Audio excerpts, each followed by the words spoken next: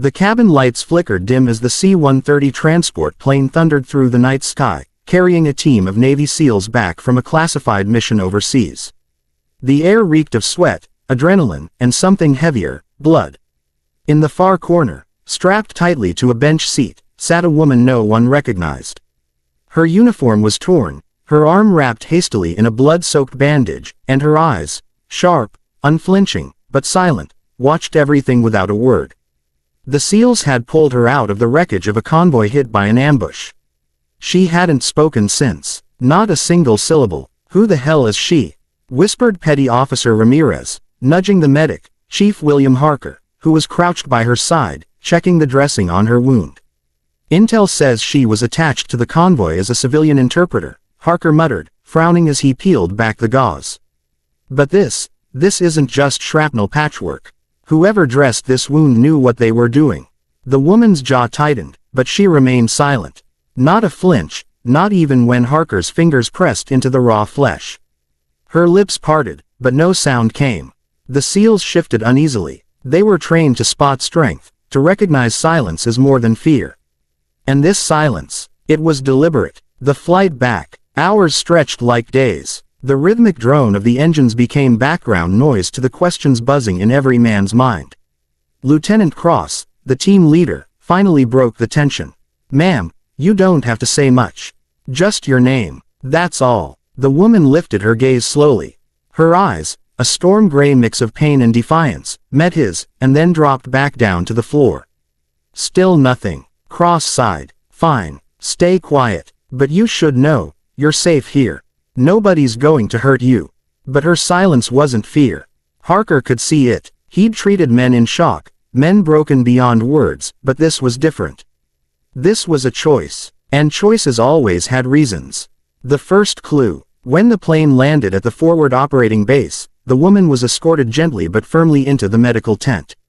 Harker stayed behind, meticulously reviewing the way her bandages had been tied. He caught something odd. An improvised stitch pattern running beneath the gauze. It wasn't the work of a panicked soldier trying to save a life. It was precise, textbook perfect. In fact, later that night, Harker approached her cot. She sat upright, refusing to rest, her eyes scanning every corner of the tent as though cataloging escape routes. "You know," Harker said softly, kneeling beside her, "I've been a combat medic for 15 years. And I've seen plenty of field stitches. But I've only seen that pattern twice, once in a surgical manual, and once during SEAL medic training." Her eyes snapped toward him. For a moment, something flickered there. A warning, a secret, but still, no words. The second clue. The following morning, while the SEALs prepared for debrief, Harker noticed her sitting cross-legged on the cot, eyes closed, breathing steady. It wasn't random. It was controlled. 4-count inhale, 7-count hold, 8-count exhale. The Navy called it combat breathing, a technique drilled into special operators to slow their heart rate, sharpen focus, and silence panic. Civilians didn't do that, not naturally. When she opened her eyes, Harker was watching. She didn't flinch. Instead, she held his gaze with the quiet steel of someone who'd long ago accepted that people underestimated her. And then, just for a second, her lips curved. Not a smile, a confession. The third clue. That night, a storm rolled over the base. The generator flickered out. In the blackout, a sudden alarm blared, perimeter breach. The SEALs grabbed weapons, rushing out into the rain. Harker moved to guard the medical tent. But when he turned, she was already gone. Seconds later, he spotted her crouched by the comms relay outside, her wounded arm hanging at her side, her good hand rewiring the system with speed and precision. Sparks flew. The alarm cut out, and backup lights snapped on. The intruder, just a wild dog wandering too close to the fence. But the woman's speed, her instincts, it was no accident. She hadn't panicked. She'd responded, like she'd done it 100 times before. When Harker caught up, drenched in rain, he asked her straight. "Who trained you?" This time, she didn't look away. She pressed her finger gently to her lips. Silent, always silent. Breaking the silence. On the third day, Cross ordered that she be flown to headquarters for questioning. Before she boarded, Harker convinced him to give him one last chance. In the dim light of the hangar, Harker crouched beside her again. "You've carried this silence like a shield," he said quietly. "But I need to know why.